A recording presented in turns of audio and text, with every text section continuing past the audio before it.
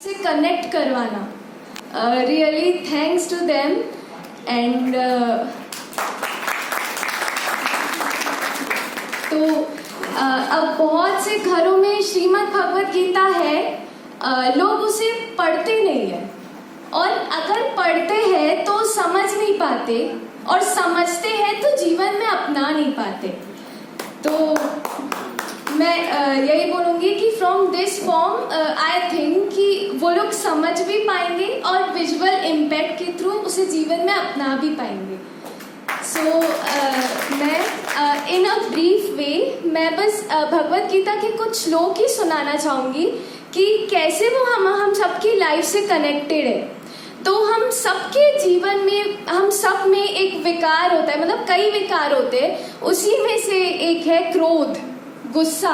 हम सबको टेम्पररीली गुस्सा आ जाता है कि ठीक है आ गया, इसमें क्या, पर वो कैसे परमानेंटली कैसे पूरे मनुष्यत्व का नाश कर देता है, वो श्री कृष्ण भगवान ने बहुत ही सुंदर तरीके से समझाया है।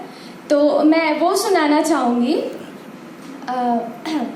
ध्यायतु विषयान् पुंसः संगस्तेषु उपजायते, संगात् संजायते कामः, कामात् क्रोधो विजायते, क्रोधात् भवति सम्मोहः, सम्मोहात् स्मृतिविभ्रमः, स्मृतिभ्रंशात् बुद्धिनाशो, बुद्धिनाशात् प्रणश्यति, बुद्धिनाशात् प्रणश्यति।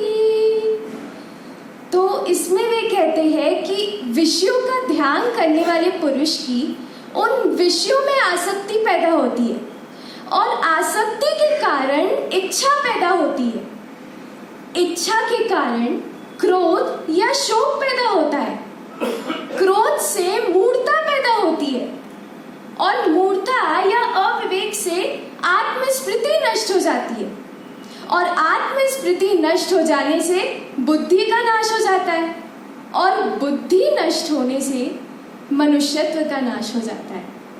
तो हम सबको इन विकारों से ऊपर उठने के लिए कह रहे हैं, इन सब से उठकर कर्म करने के लिए कह रहे हैं। अब कर्म करने की आवश्यकता क्यों है, ये भी उन्होंने अपना ही एग्जाम्पल देते हुए बताया है कि न मे पार्थास्ति कर्तव्यं त्रिशलोकेषु किंचन, नानवाप्तमवाप्तव्यं वर्तैव च कर्मणि, उत्सीदेयुर्मे लोका न कुर्यां कर्म चेदहं, शङ्करस्य च कर्ता स्याम्, उपहन्यामि मा प्रजा, उपहन्यामि मा प्रजा।